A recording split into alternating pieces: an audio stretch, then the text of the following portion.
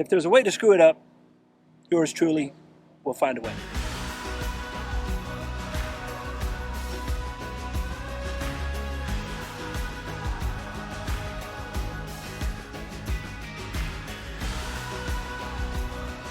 We've received a lot of questions about the lights on the back of our bike rack, and a lot of people thought you couldn't actually see our lights from the road, but you can. So Phil put these lights on the back, and today we're going to replace those with better lights. The real reason I don't like them is they're not on here too well. I've got to jury rig them. This one over here just flops around. It was just a quick fix because I needed something, because when the bikes and the cover were on, you could not see the Jeep lights. Today, we're going to add these little LED lights, and they are Kurt's auxiliary LED indicator light set. It's really plug and play. You have a 4-pin connector that just snaps right in, and they've made it real sailor proof, and they color coded which one goes where. I really like it. So this light right now is being held on by a zip tie. This one was pretty sturdy, although I hit it every time I take the bikes off. So I'm going to cut the zip tie, and how I put them on here with the zip tie is I actually drill 2 holes into the side of the bike. Oh, this one had some double-sided tape too. So there's that. So I had it on here with some double-sided tape. So I'll have to clean all this off. All right, I've cleaned the area where I'm going to put it right here, like so. Put it up snug against the black piece. And then this will run underneath the locking bracket for the tire strap that comes through here.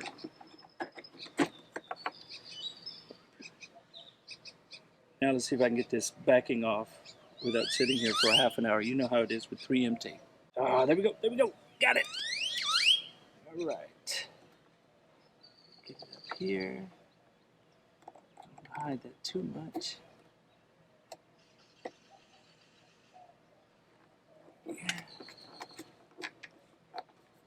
That looks a lot better than that big old piece hanging here. So then all I got to do now is run the wiring underneath here. And I've got to keep it loose because these 2 ends fold up. So I want to be able to keep them on here without having to unplug it. But now that the lights are mounted, I'm going to put some of this dielectric grease on the connections here. And it's just going to help keep them waterproof and keep from shorting out if water were to get into them while we were traveling. So, I don't know why I just set that down. So a little dab on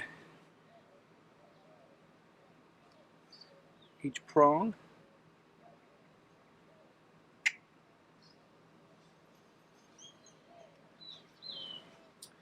Then we go ahead and color code it. There's a little notch here on this side, and you'll see it in here, so you just kind of marry the notch up and it'll slide into the groove like so, and you tighten it down.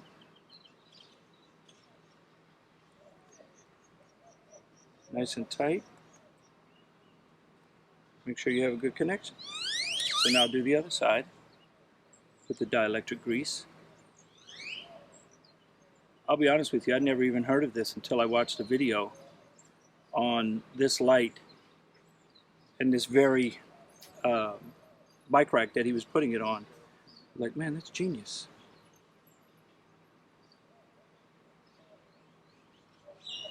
Uh-oh. Oh, there it is. I lost something. So next I'm going to plug it in. So it has a 4-pin connector. I'm going to plug it in and test it and see how the lights look on the back of this. But I also have a 4-pin to 7-pin plug just in case. So I have them both.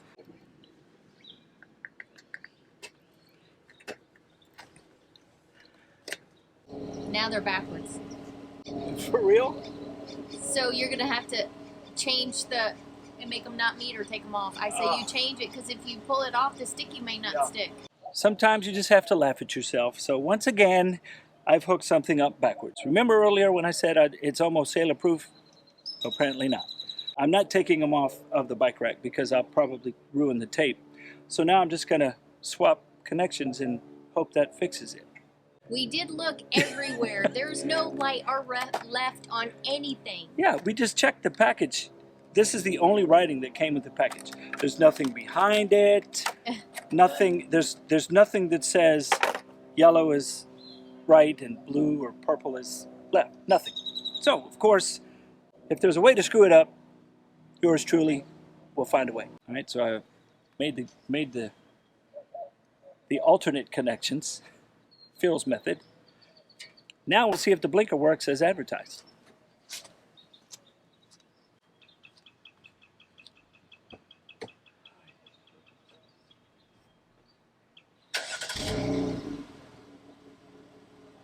Yes. Much better. And there you have it, the correct way to mount your new LED lights on the back of your bike rack.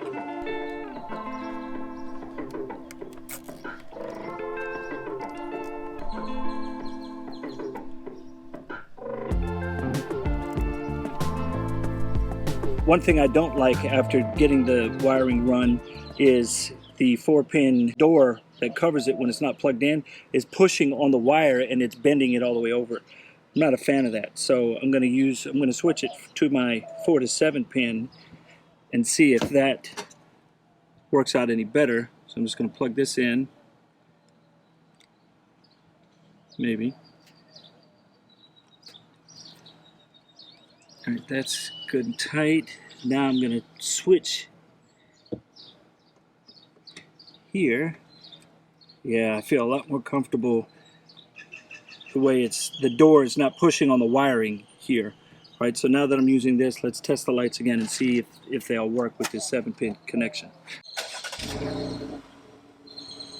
So when I ran the wiring, I left it a little loose here so that I could close this up without it pulling, and I wouldn't have to disconnect everything. So the way I ran it, I'm good to go, and then all I have to do is unplug it, take the bike rack off. A few months ago, we stopped at our good friends Eric and Tammy from Techno RV to check out their new facility, and after talking with Eric, he knew that we were looking for a new TPMS, and he recommended the TST 507. What we love about them is if you call them after you purchase something, you're going to talk to a human, and they're going to walk you through and or fix your problem right there on the phone 99.9% of the time. So we went from our Easy to the TST 507 system.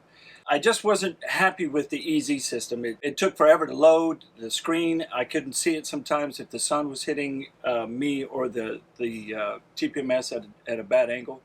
So the new TST 507 is far better than our last system. I am completely happy with it. If you want to see why the Easy TPMS was driving me crazy, we discussed it in our RV fire video that Stacy will link below. Right out of the box, the TST 507 grabbed me because it has a color monitor and it's got this nice little sun screen or sun hood on it that'll keep the sun off of it while it's sitting up here on the dash. The TST comes with a window suction cup mount, a dash rubber pad, I guess, but my method just works for me, and this is how I use my other one, is this sticky,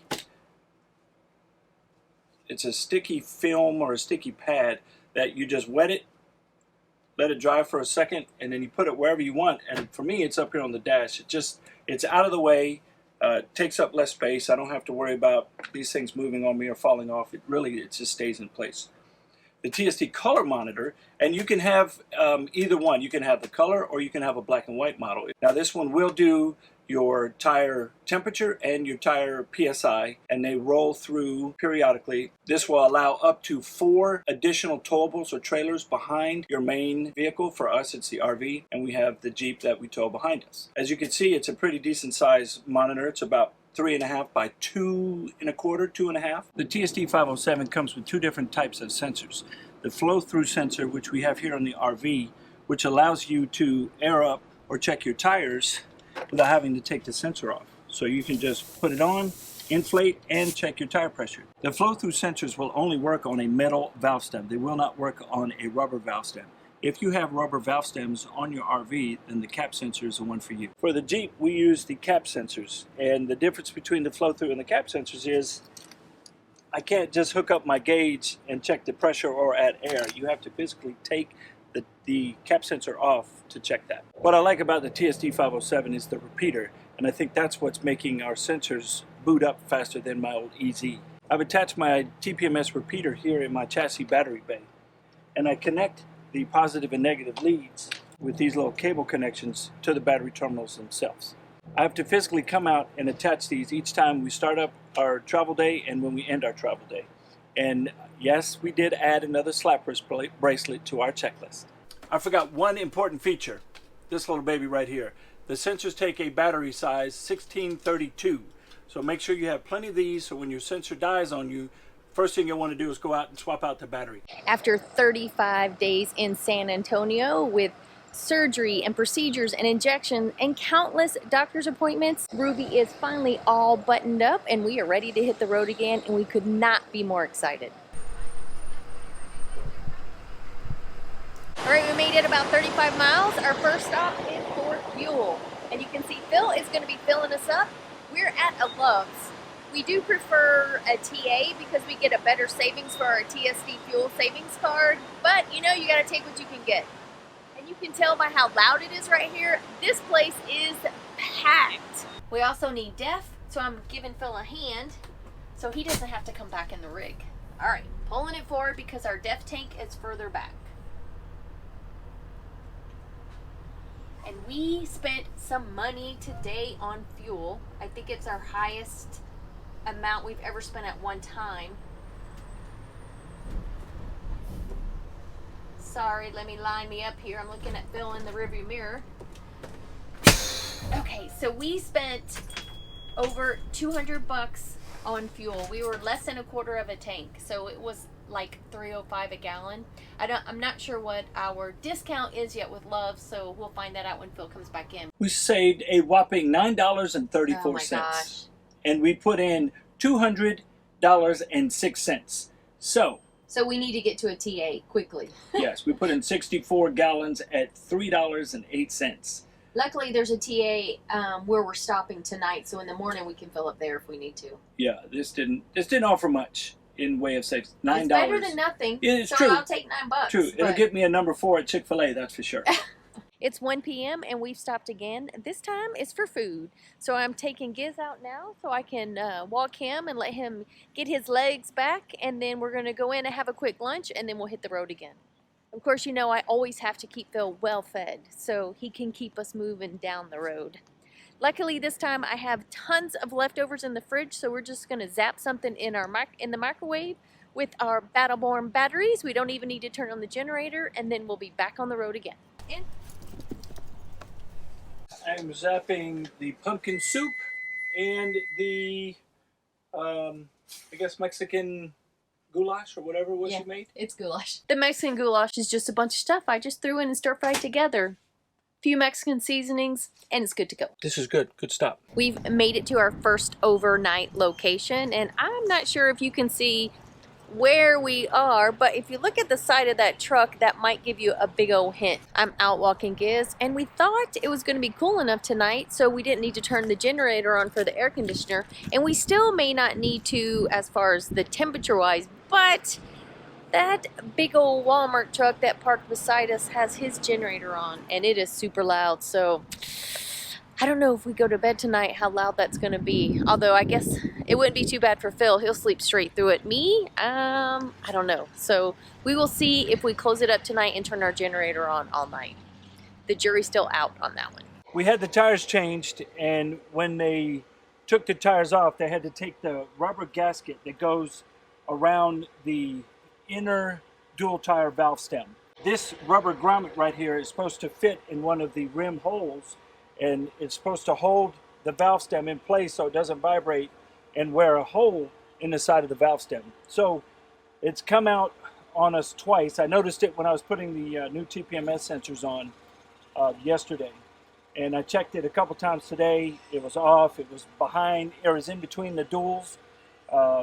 We had a tire guy at Love's come over and push it back on, and it partially stayed on, and he recommended some black silicone RTV. I'm gonna put this on here, put it on, and let it set overnight.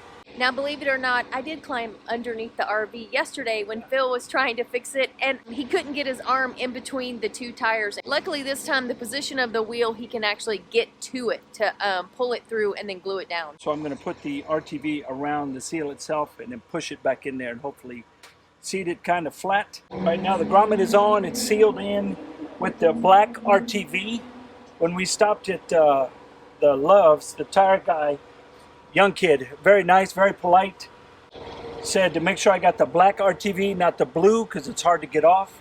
And he was right, this stuff just wiped right off. I put a little Gooby Gone on my rag. The RTV will set in about an hour to be tacky, nice and a nice and tight hold. And then after 4 hours, it'll be really good. And then 24 hours, it'll be a good cure. So hopefully tomorrow when we get on the road, this thing's still in the same place it was when we left. It's imperative to have that grommet there. I've seen a lot of folks that had valve stems that vibrated and rubbed a hole in the side because they were missing that grommet. They didn't know they needed that grommet. So if you have duals on the back of your RV, no matter what it is, go check to make sure that your dual tire has that gasket or something like that around the valve stem so you don't rub a hole in it. We made it through our first overnight at Walmart, and we did not need the generator. Nope, it was pretty cool out. It was in the low 60s, so we just put a fan up to the window in the bedroom, pulled in that cool air, slept pretty good. And thankfully, the truck beside us that had his generator going did not keep us up last night. Yeah, the fan placement was strategic. So the hum of the fan drowned out his in-cab generator, I guess is what he had running. I think so. Yeah. Okay. So yesterday we made it over 300 miles. I don't know exactly. 314 to be exact. Yep. Before Phil needed to ice and elevate his knee. Yeah. Today's goal is to make it to Albuquerque, which is about 420 miles. So we will see if that happens. That's Stacy's goal. My goal is to make it out of Texas. And you know it takes a good 3 days to get out of Texas once you're in Texas. If you're lucky. Yeah. So how's that new Garmin 890 working out? Oh, I am loving it. I really like the fact that I don't even have to punch anything in anymore. All I do is use voice commands. So now I'm just basically doing what I do to Phil, telling it where to go. Yeah, she's been doing that pretty well for 30-some years. But yeah. I can tell you this 890 is really, really cool. The features that it has, I mean, you could see how big that screen is right now. Yeah. And it's crystal clear, like yeah. a TV screen. Yeah, so the code navigation, or I should say all the navigation is from her side. I just have my in-dash on just so I can see the road and visualize where I'm going. But normally we'll follow the directions of the 890 because it is yeah. the latest, the greatest. It's the easier most to updated. Yeah, it's easier to update the software and whatnot. So really liking it. So I will do a full review on it. I want to use it a little longer and get to know it a little better and work with its features. But I will do a review on it later, and then you guys can decide if this is the way to go for you. Yeah, my phone is even connected through that thing. It's pretty annoying, actually. Yeah, it's because it's my phone. I was set it up with my phone because there's a a Garmin app that you can sync with it. So I was playing with it myself, and I'm telling you, this thing is phenomenal. You can search the web on this thing driving down the road. Yeah, you can use it as a small iPad if you want to. Yeah, it's true. really cool. Before we let you go today, we do want to bring something to your attention. Homes for Our Troops is doing their annual fundraising push on July 12th, which is this coming Monday. Yeah, and they're trying to reach a goal of $400,000 on that day. They are a great charity. We've talked about them for a while now. And Homes for Our Troops, if you're not familiar with them, they build adaptive style homes for severely injured veterans. And let me tell you, they do a phenomenal job with these homes. It really enables the veteran to do more for themselves, and it really eases the caregiver burden of their families. Yeah. Now, they have 1,000 eligible veterans that could get these homes if they could get enough funds to build them. So with the pandemic raising all the costs, it's really been difficult for them to get through the building process. So with your help, they can build more homes for these vets. Yeah, the cost of lumber has skyrocketed. I'm sure most of you have heard or seen the stories about the prices increasing for lumber. Every little bit helps. And the great thing about Homes for Our Troops is 90 cents for every dollar goes towards the veteran. That is awesome. This is an A-rated charity. It is now and always has been, and this is one of the primary reasons. Now, they don't advertise for their charity at all because they don't want the money to go to advertising. So we are doing it for them. That's right.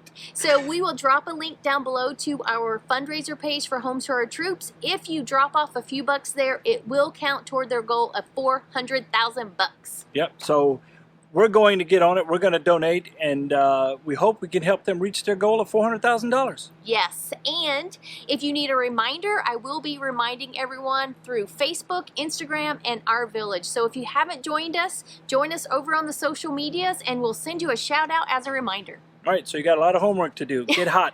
All right, guys, thanks for watching. We'll see you later. Next week, sometime, who knows? Down the road. On the road.